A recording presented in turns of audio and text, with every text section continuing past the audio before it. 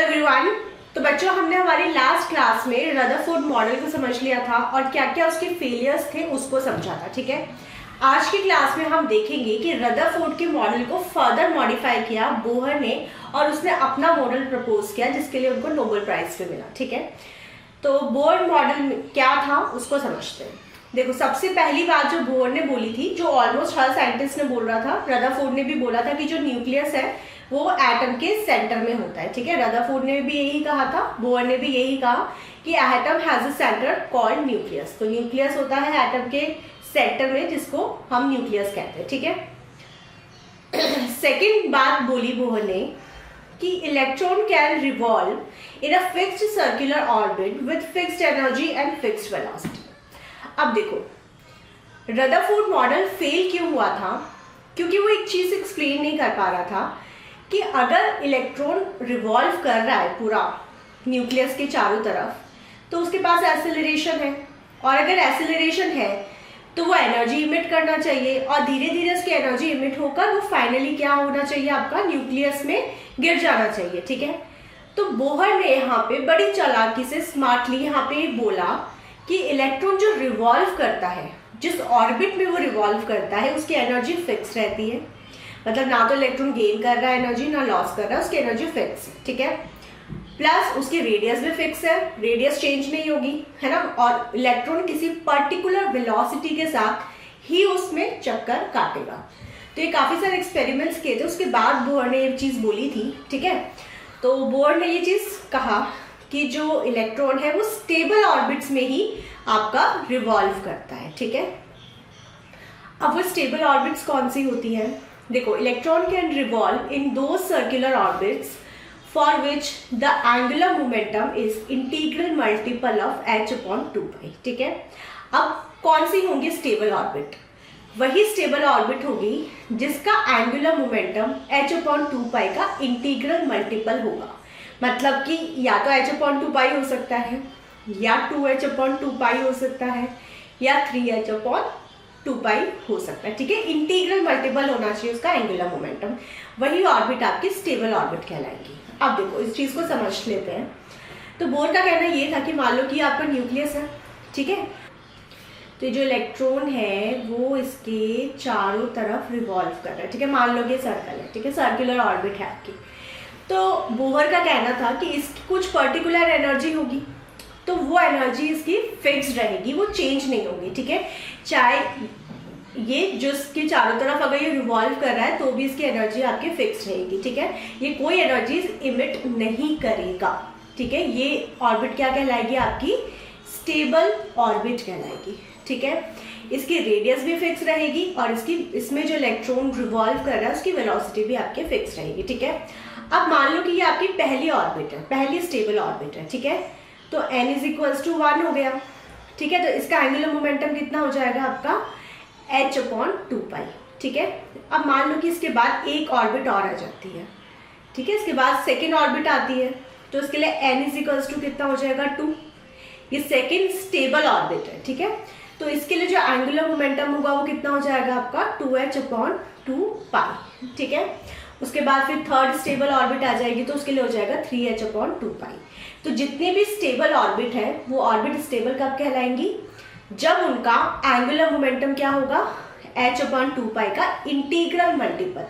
मतलब कि या तो n की वैल्यू 1 हो सकती है, 2 हो सकती है, 3 या 4। ठीक है, पॉइंट्स भी नहीं होगी, है ना, फ्रैक्शन भी नहीं होगी।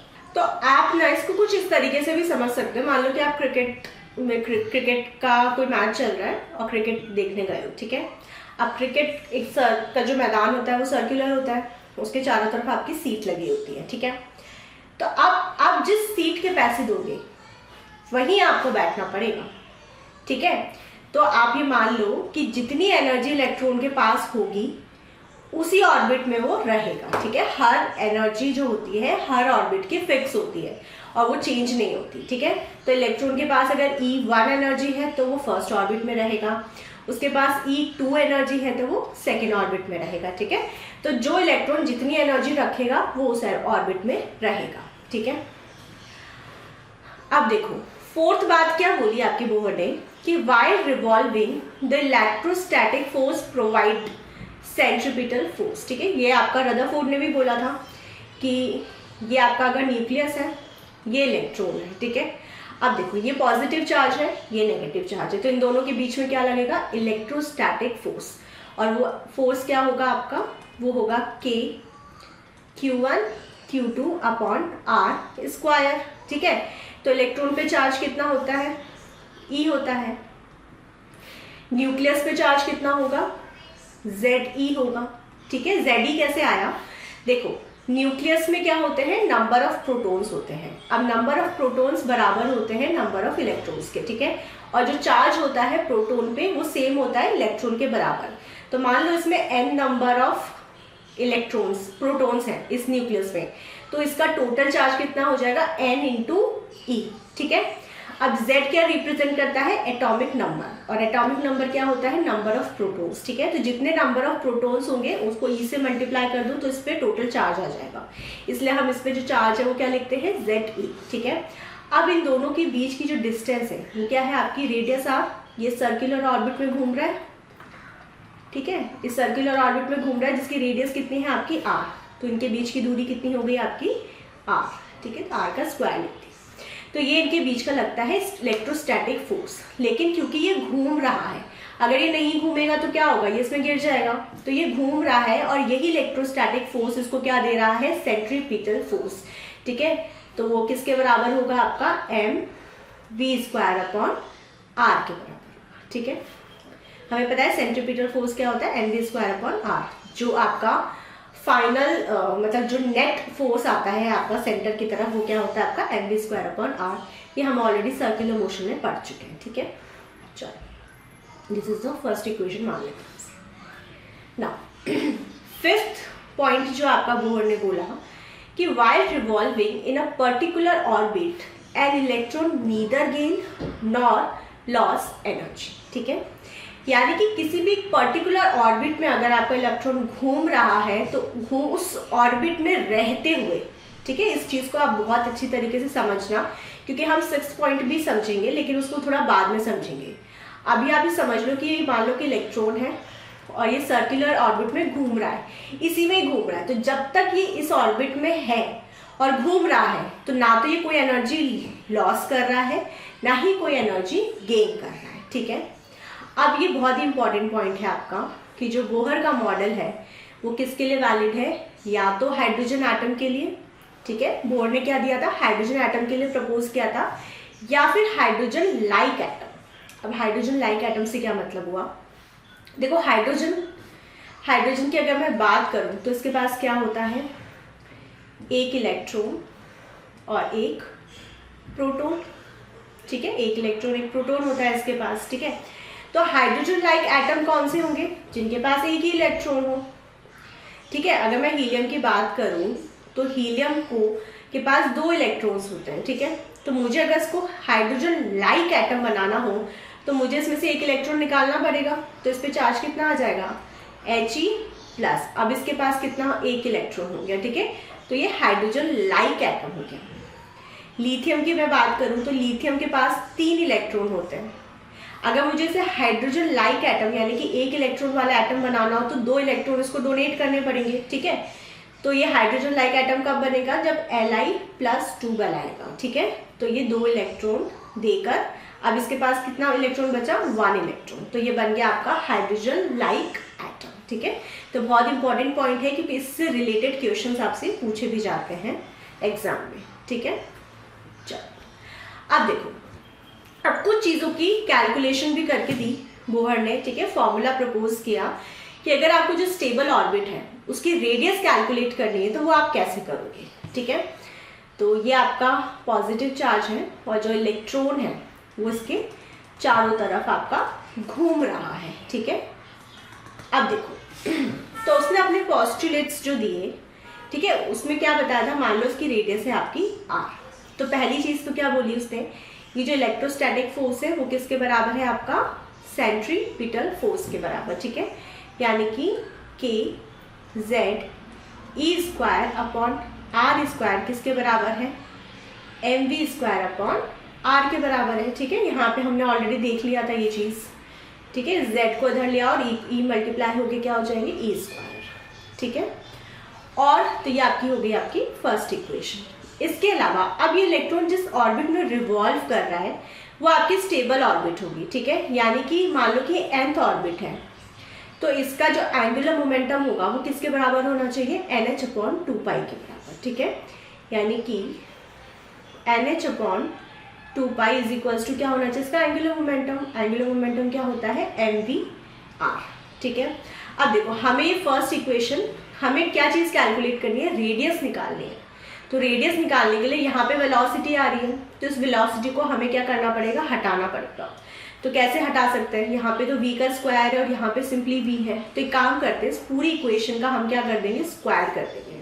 तो हमें क्या मिल गया, हमें मिल गया n square h²/4π² is equals to m square v square r square, ठीक है। ये हो गई हमारी सेकेंड इक्वेशन। अब हम फर्स्ट को डिवाइड कर देते हैं सेकेंड इक्वेशन से। तो हमें क्या मिल जाएगा, k को हम क्या लिख सकते हैं, k होता है आपका 1/4πε0, ठीक है। ये इलेक्ट्रोस्टैटिक में हम ऑलरेडी पढ़ चुके हैं। तो k की वैल्यू रख देते हैं। पहली इक्वेशन को हम डिवाइड करेंगे सेकेंड से, ठीक है। तो नेक्स्ट पेज पे कर लेते हैं, काम करते हैं।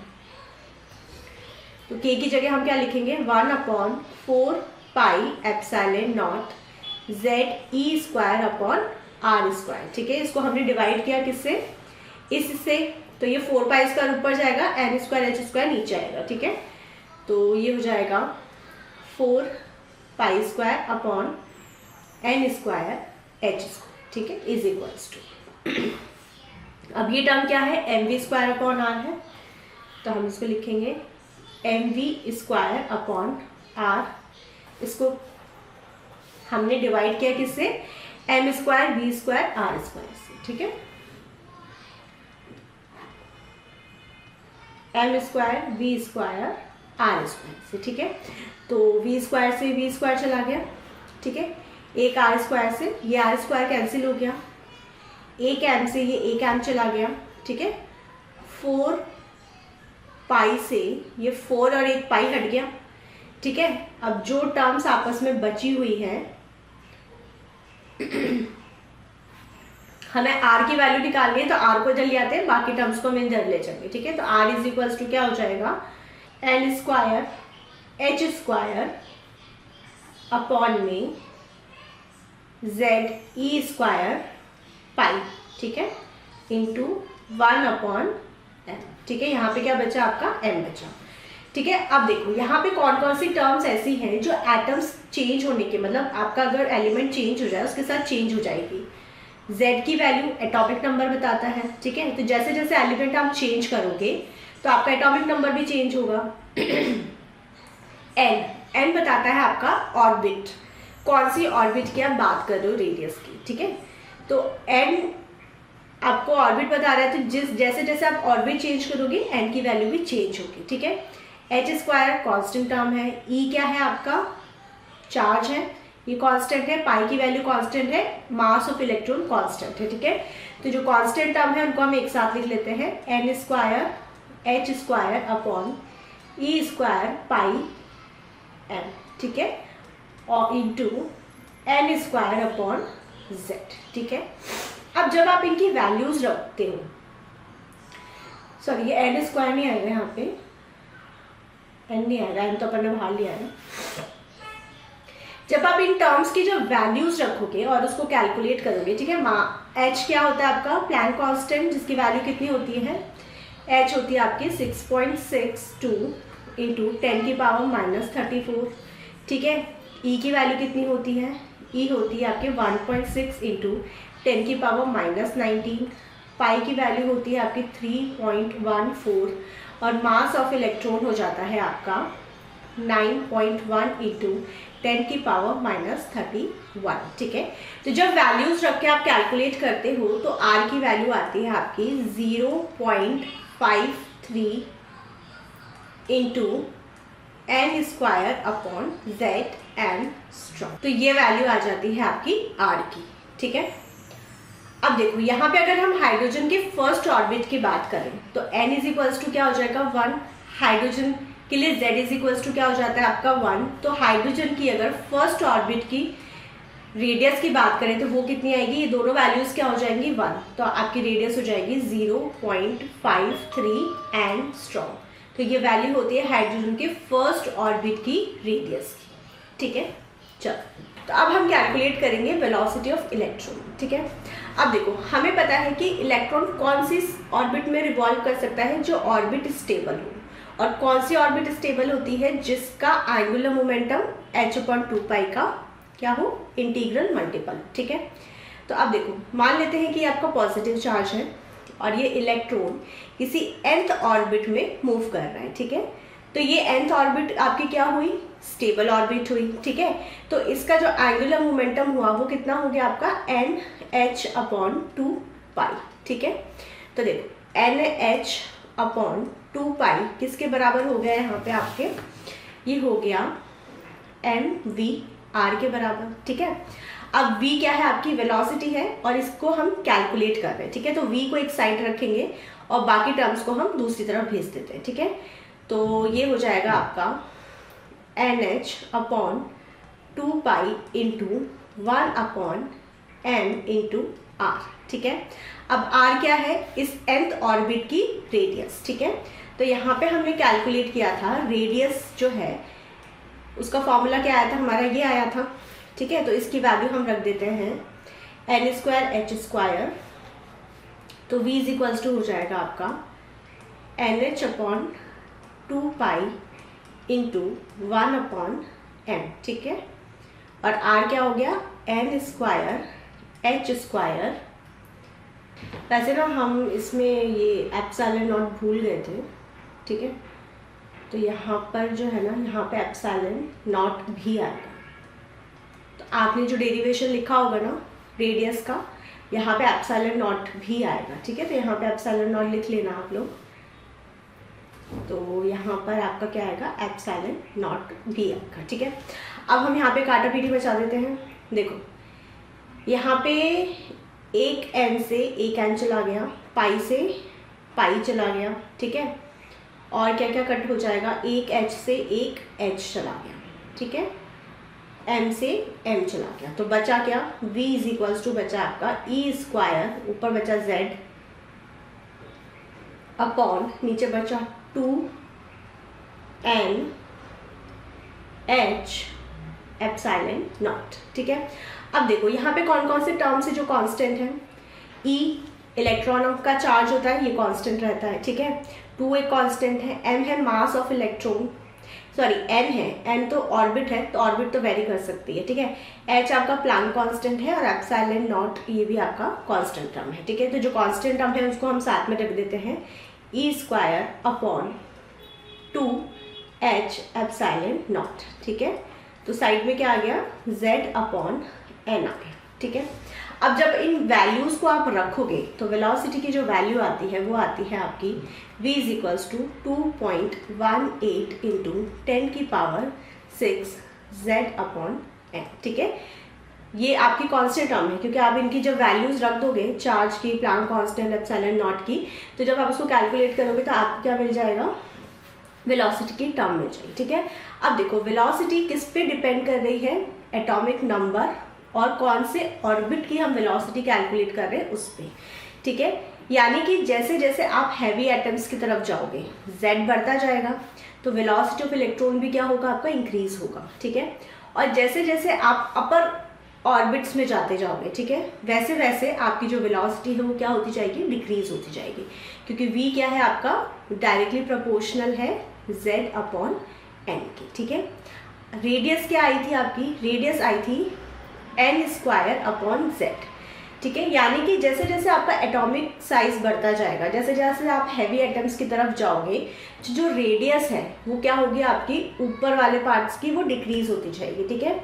और जो n है, जैसे जैसे ऑर्बिट बढ़ेगी वैसे वैसे रेडियस क्या होगी आपकी, इंक्रीज होती जाएगी, ठीक है। अब इस पे हम कुछ न्यूमेरिकल्स करेंगे, ठीक है।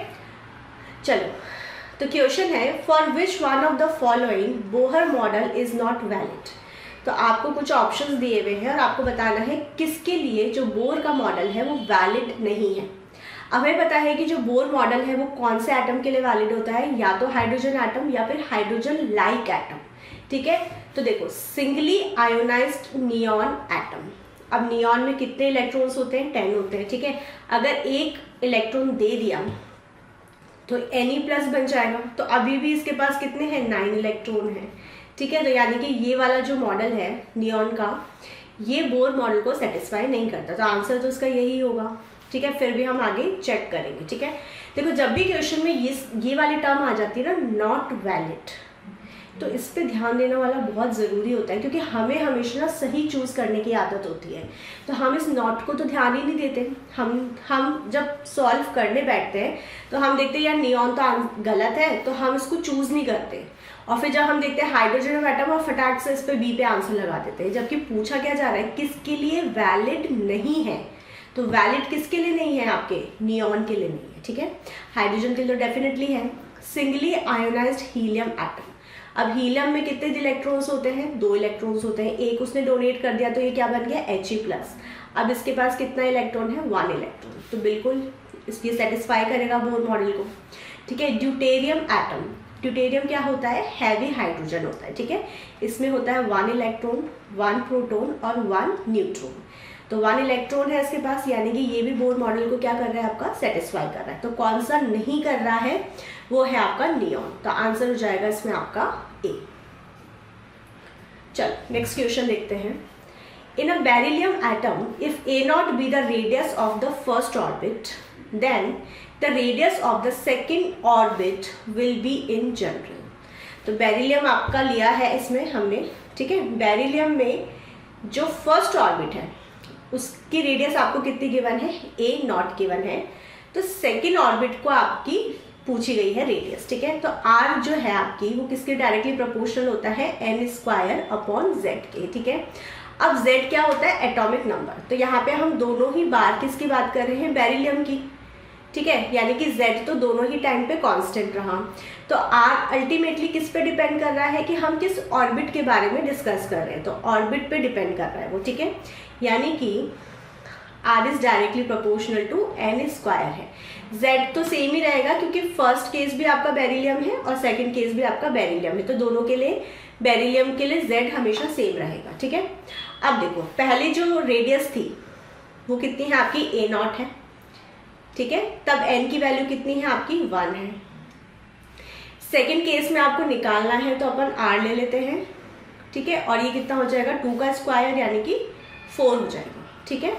अब अपन एक काम करते हैं, अच्छा चलो ठीक है, इसमें क्या है, जनरल टर्म्स में पूछ लिया है, ठीक है, सेकेंड ऑर्बिट का इन जनरल टर्म्स, तो हम n की जगह 2 नहीं रखेंगे, इसको n ही रहने देते हैं, ठीक है। तो ये n² हो गया। अब डिवाइड कर देते हैं दोनों इक्वेशन को, तो ये क्या हो गया आपका, A0/R is equals to 1/n², ठीक है। तो A0 into n² is equals to क्या आ गया आपका, R आ गया, ठीक है।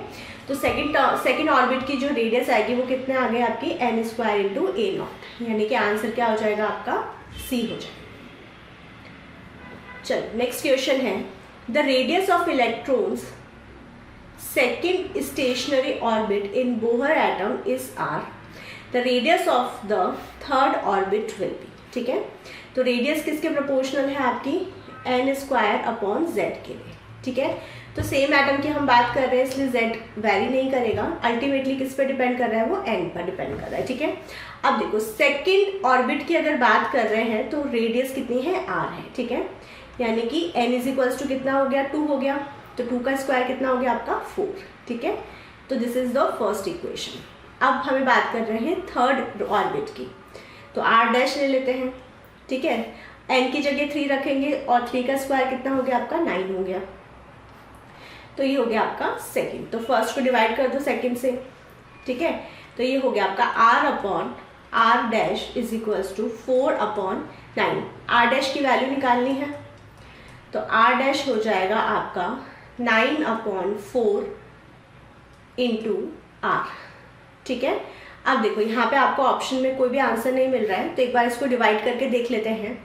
तो 9/4 करा तो कितनी बार गया आपका, 2 बार गया, पॉइंट लग गया, ठीक है। बचा कितना, 1, तो फिर से 2 बार चला गया, R, ठीक है। तो R डैश की जो वैल्यू आई वो कितनी आ गई 2.25 R। तो आंसर हो जाएगा इसमें आपका बी। चलो नेक्स्ट क्वेश्चन है, the velocity of an electron in the second orbit of sodium atom, जिसका जो z है वो कितना है 11, is v। The velocity of electron in its fifth orbit will B. देखो इसमें से बहुत ही सिंपल से क्वेश्चंस आते हैं, इसलिए ज़्यादा आपको कैलकुलेशन करने की ज़रूरत नहीं है। हमेशा इसी टाइप के क्वेश्चन पूछे जाते हैं कि ये वाली ऑर्बिट की वैल्यू इतनी है तो इस ऑर्बिट की वैल्यू क्या होगी, ठीक है। ज़्यादा से ज़्यादा आपको एलिमेंट्स चेंज करके दे देंगे कि एक बार सोडियम दिया हुआ है तो उसके साथ किसी और का कंपैरिजन करवा देंगे, ठीक है। पर यहाँ पे दोनों ही केस में हम सोडियम ले रहे हैं, तो वेलोसिटी क्या है वो डायरेक्टली प्रोपोर्शनल है z/n के, ठीक है। तो दोनों ही केस में जब आपकी ऑर्बिट सेकंड है और जब आपकी फिफ्थ है तो z की वैल्यू तो सेम रहेगी क्योंकि सोडियम एटम ही है, ठीक है। तो v is inversely proportional to 1/n हो गया, ठीक है। अब देखो जब सेकंड ऑर्बिट थी तो वेलोसिटी कितनी थी v थी, ठीक है। अब जब फिफ्थ ऑर्बिट है तो वेलोसिटी हमें कैलकुलेट करनी है, यानी कि v dash is equals to 1/5, ठीक है। तो डिवाइड कर दो, इसको डिवाइड करेंगे जब इसको डिवाइड कर देते हैं तो v dash is equals to 5/2 आ गया, ठीक है। v dash is equals to कितना हो जाएगा आपका, ये इधर चला जाएगा और ये टर्म इधर आ जाएगी, तो v डैश हो जाएगा आपका 2/5v, ठीक है। यानी आंसर हो जाएगा इसमें आपका D. So D is the answer. देखा, तो इस तरीके के सिंपल क्वेश्चंस आते हैं। जब ये चैप्टर हम कंप्लीट कर लेंगे और जब आपका एग्जाम पास आने लगेगा उस टाइम पे हम बहुत सारे न्यूमेरिकल्स की प्रैक्टिस भी करेंगे, ठीक है। तो अगर अभी तक आपने इस चैनल को सब्सक्राइब नहीं किया है तो सब्सक्राइब कर लो, आपके एग्जाम के लिए बहुत बेनिफिशियल होने वाला है। All the best.